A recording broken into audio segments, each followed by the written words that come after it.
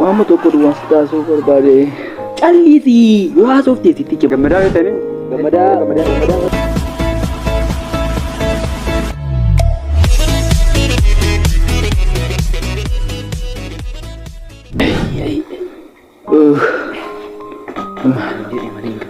Boniko.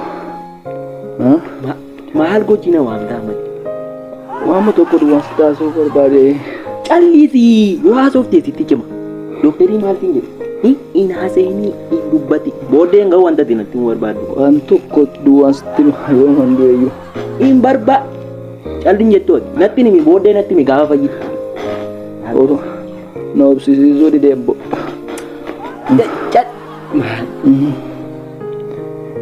Boniko. Yoo mandeeyyu. Isa kam duutati? Callisiin siin jedhe. Yoo mandeeyyu lubbuun koo aaraa galfattu waama tokko duwwaan sitti naaf eeyyame. Maalatti himtati inni akkas taatuti qoy. Caaltu beekta miti. Caaltu? Caaltu. Maal akkamitti caaltu koo wallaala? Caaltu koodha? Caaltu makee. Maal akkamitti wallaala? Beek. Isheemanii. Isheema. Guyyaa tokko utuu mana keessa taa'u.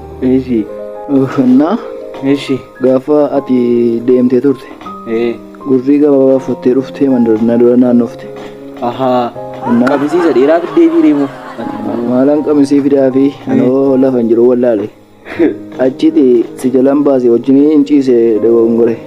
Maalaan dogongore. Obboleessa koo jalaan baase si jalaan baase. Maarree ani soo kanumaa fedheeni summii si nyaachisa. Summii! Oyyoo ana obboleessa kee summii nyaachista. Ati immoo ana obboleessa kee jala baastee wajjin hin ciistaa?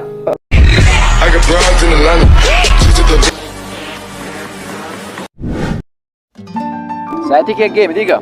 Maal beekamaadha? Timuun toos hin jennaan beekta miti beekaa faa ijoollee godha. Beekta maaltu ilaaltee wajjin taatu tana wanta isaan ta'an.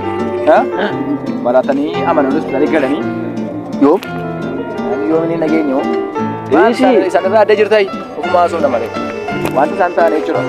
Achitti galanii faluma dhaban kana booddee faluma dhaban furmaata dhaban yaadamee dadhabamee doktorichi maal jedhe akka isaanii fooyya'an ilaaluuf jedhee furmaata tokko dhiyeessee hunda isaanii.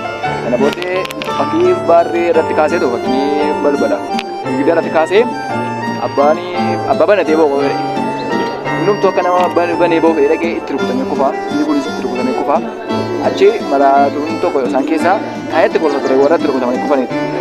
Taayamatti kolfaa'u inni kun isaan keessaa fooyyeen qabaatanii na fuudhee achi booddee maal kolfitanii gaafa ta'e yoo maal jedhee seef gaariidha. Ofuma banuu fedhanii itti rukutamanii kufaadhu malee kulfiin isaan argeera. Edda akeeffatee fi. Waa'ee beekaa fasitaa isaa. Nama ajaa'iba ramoo. Asirtuu akkamisi? Ise maal teenyaa beera moo amma ajaa'ibaatti baanu keessa baane? Maal taate moo?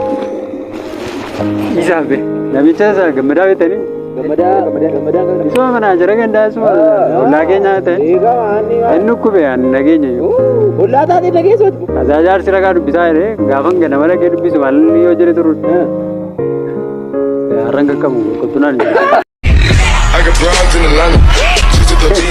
Waraqaa eenyummaa gaafachuun nagahee itti fakkaate? Maaliif horii gaddu? Beekaa morregi. Amanuma baree borkottuu kan dhiigasa dhiigada borkottuu dhiigasa.